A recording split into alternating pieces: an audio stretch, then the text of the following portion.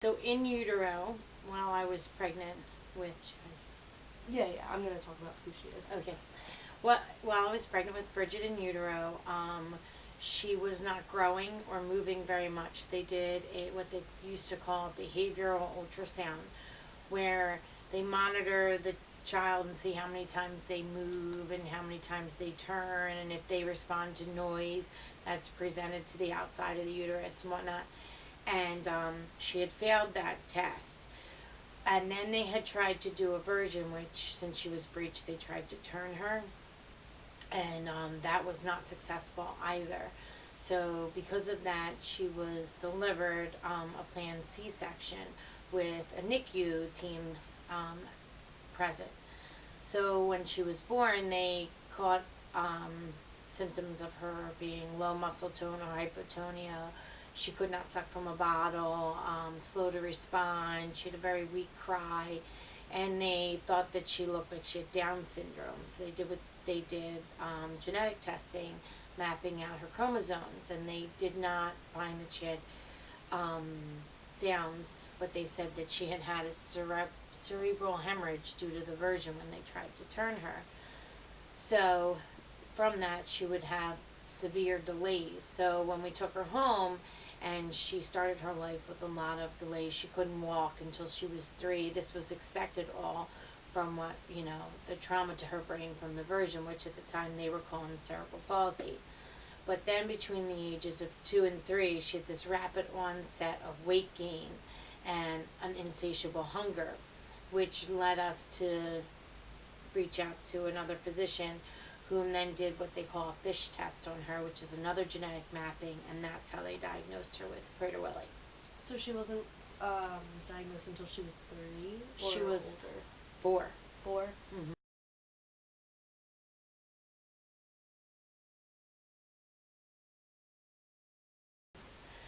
It did, well, it affected, since she wasn't walking and there were delays, we always just kind of thought there would be delays and she would catch up. Mm-hmm. But when we went to see this physician, Dr. Weinzimmer, at the Children's Hospital in Philadelphia, and as soon as we walked in, he said, "Oh, she has Prader-Willi.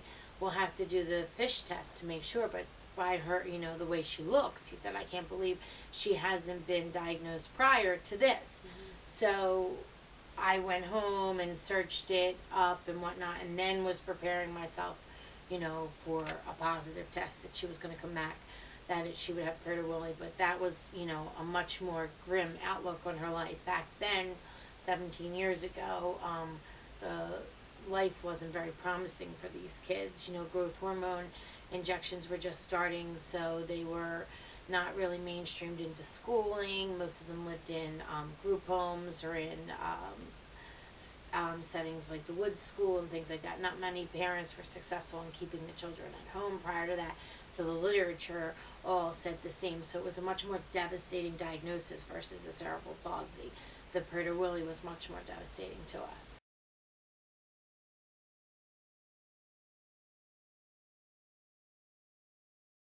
Or Right.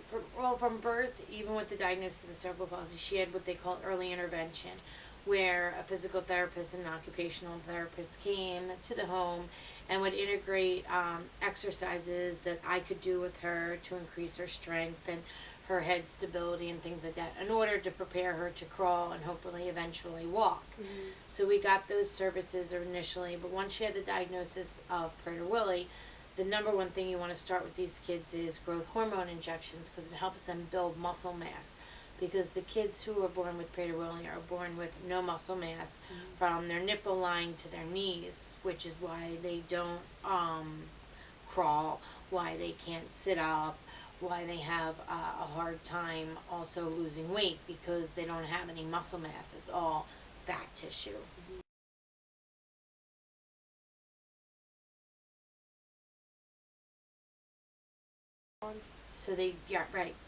When you start the growth hormone injections, this helps you build muscle mass. That was the first medication that she started for that, and for many years it was the only medication she took. Did you go somewhere to get the injections? They're daily. She gets the shot every day. So did you do it? Yes. Yeah.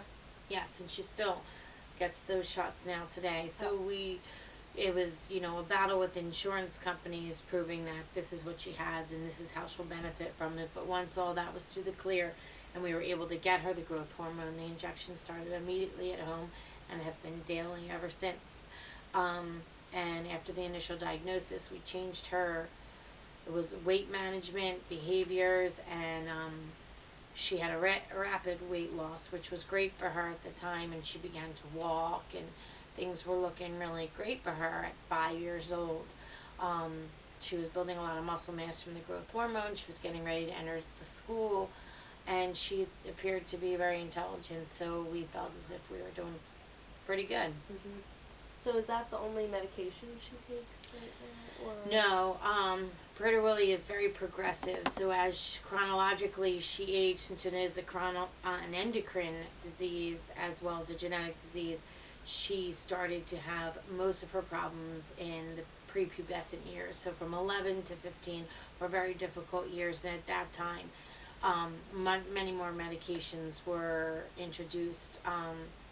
Some for behavior modification, some to control fluid retention, because since they carry a little bit of extra weight, they're predisposed for heart failure early on, hypertension, diabetes. So all medications to prevent those things in the long-term life were introduced at that point. Right now she takes 10X, Prozac, the growth hormone, Provigil, and Aldactyl.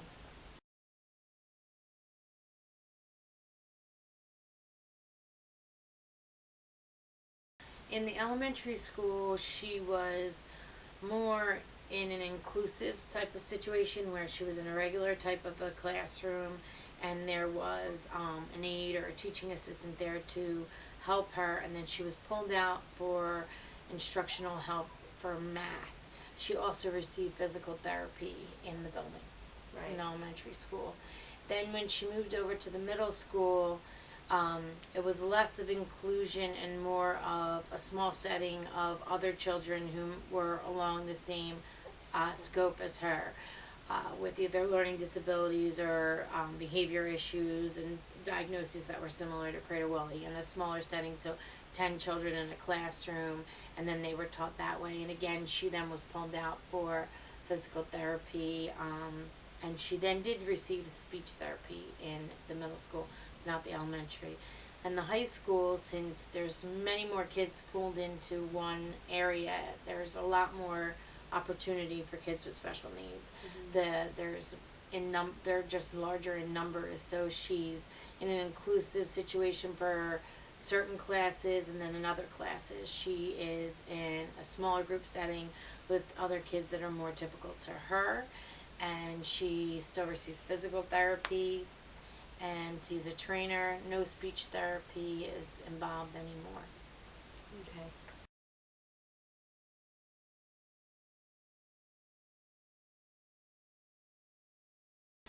So the impact of Prader-Willi on your life initially, for us, when kids were younger, it was a lot more controllable, she wasn't as crafty and whatnot, but as time went on, we began to live in a situation where the kitchen needed to be locked.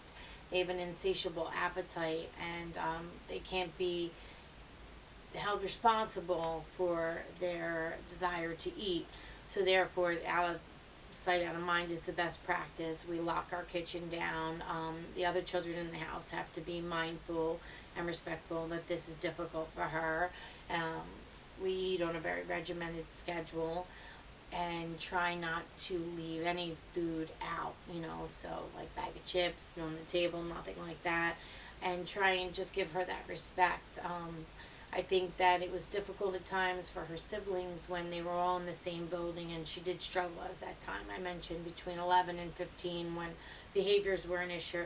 There was a lot of social issues just in our family in itself, how she was treated at school, that her behaviors could be embarrassing for them, that maybe she wasn't getting all the support she needed. Things like that were a struggle for us, but I think in the long haul of things, it makes her younger siblings better, more patient, more understanding people.